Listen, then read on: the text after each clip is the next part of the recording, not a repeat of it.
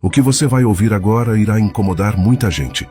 Estamos prestes a falar sobre um inimigo sorrateiro que muitos ignoram, mas que está destruindo vidas todos os dias: o pecado sexual.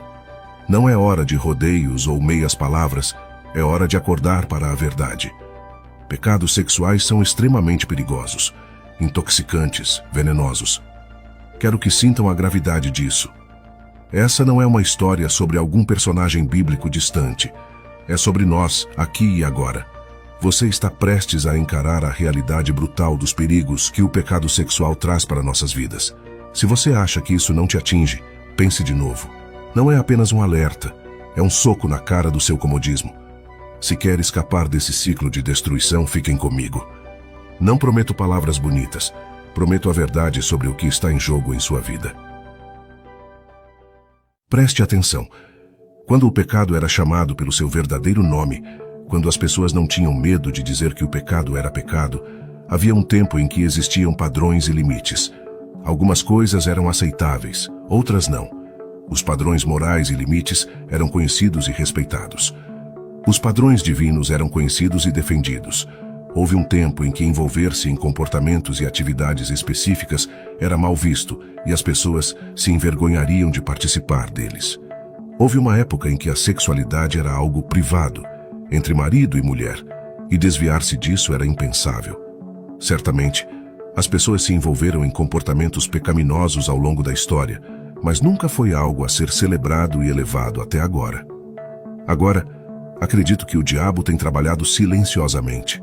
Ele tem sido sutil e astuto, usando o entretenimento, a música e todas as formas de mídia disponíveis para desmantelar os valores divinos relacionados ao sexo.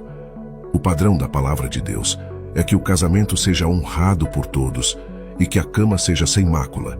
Mas o diabo perverteu isso, promovendo a fornicação na música, nos filmes e na sociedade. Agora, o casamento não é mais honrado por todos e a cama está maculada. O diabo promoveu o adultério e os casos amorosos. Satanás construiu uma espécie de aceitação entre as pessoas de que o sexo fora do casamento não é mais um pecado. Suas mentiras são que não há vergonha, não há consequência na sexualidade fora do casamento. Não há consequência quando se trata de quantos parceiros sexuais alguém pode e deve ter. Meus amigos, estamos vivendo em uma era em que o pecado sexual foi normalizado pelo diabo.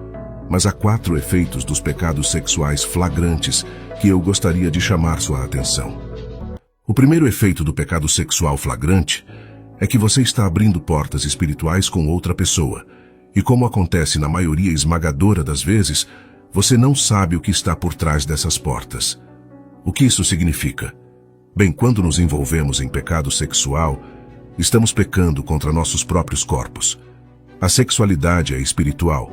Foi projetada por Deus como um vínculo espiritual entre marido e mulher. Portanto, um homem deixará seu pai e sua mãe e se unirá à sua esposa, e eles se tornarão uma só carne, é o que a Bíblia diz. Então, mesmo quando distorcido, esse princípio ainda é verdadeiro. É verdadeiro para o comportamento sexual não marital. Quando você se une a outra pessoa, você ainda está unido como uma só carne, e há um laço espiritual que é formado. Ouça, quando você faz isso, você se abre espiritualmente. E o ponto aqui é que você não sabe onde a outra pessoa esteve. Você não sabe com quais espíritos eles se uniram, que agora estão unidos a você quando você se deita com eles. Você não sabe a que está se abrindo espiritualmente. Tendemos a pensar que Deus estava sendo repressivo e cruel ao limitar o comportamento sexual, quando na verdade ele estava tentando nos proteger de poderes e principados, dos governantes das trevas desta era e das hostes espirituais da maldade nos lugares celestiais.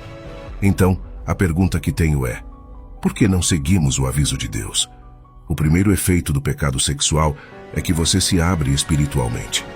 Agora, o segundo efeito do pecado sexual é que você está criando laços e vínculos com alguém que é potencialmente destrutivo para você. Além do potencial de assumir os espíritos de vários parceiros, você também está se unindo a pessoas que serão destrutivas para sua alma, seu espírito e sua vida em geral. Tenha cuidado com quem você se une. Um exemplo das escrituras é Acabe e Jezabel em 1 Reis. Acabe já era perverso. Mas sua união com Jezabel levou sua maldade a outro nível. Sua ligação com Jezabel foi extremamente destrutiva para ele e para a nação de Israel. Quando você ata sua alma a alguém cuja alma não está comprometida em seguir os caminhos de Deus, você abre sua alma para a corrupção. Você não sabe que quem você escolhe se unir pode influenciar sua alma?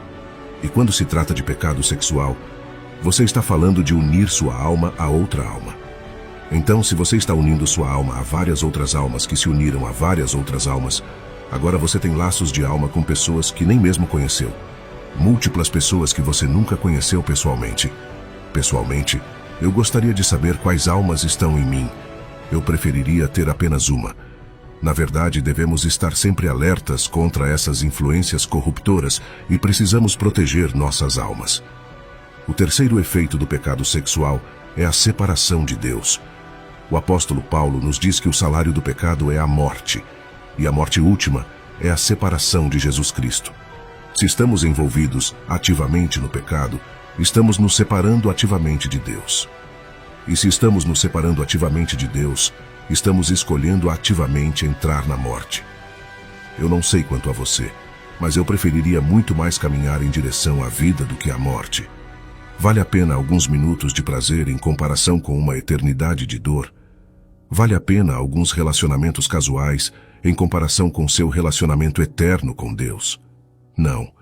Não há estado maior do que estar na presença de Deus. Livremo-nos dos pecados da carne e entreguemo-nos à vida do Espírito. Agora, o efeito final do pecado sexual é que seu desejo o levará cativo. Quanto mais você se entregar a ele, mais tempo permanecerá nele, mais você se tornará escravo dele. Eu não consigo pensar em um caso melhor para ilustrar isso do que a história de Sansão em Juízes, capítulos 13 a 16. Deus chamou Sansão para libertar seu povo dos filisteus. No entanto, Sansão tinha uma fraqueza para o pecado sexual. Repetidamente, ele se desviava de sua missão e era desviado por seu relacionamento com mulheres filisteias. Juízes 14, versículo 3, diz claramente: Então seu pai e sua mãe lhe disseram: Não há mulher entre as filhas de seus irmãos ou entre todo o meu povo? Para que você vá tomar uma mulher dos filisteus incircuncisos? Mas Sansão disse ao seu pai: Consiga-a para mim, porque ela me agrada muito. Sansão estava completamente dominado por suas paixões e desejos, e eles se tornaram sua ruína. Ele acabou sem poder, cego e apodrecendo em uma cela de prisão, em vez de cumprir o propósito para o qual Deus o havia chamado. Envolver-se em pecado sexual irá desviá-lo do propósito de Deus em sua vida. Amados, vamos nos afastar daquelas coisas que Deus proibiu e corramos para as coisas que Ele aprovou. Deus não nos deu essas regras para serem severas e cruéis.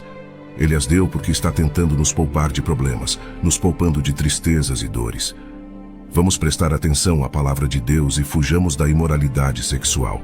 Arrependamo-nos e busquemos ser lavados pelo sangue de Jesus Cristo. Vamos viver em pureza, buscando a santidade e seguindo a Jesus. Que Deus te abençoe.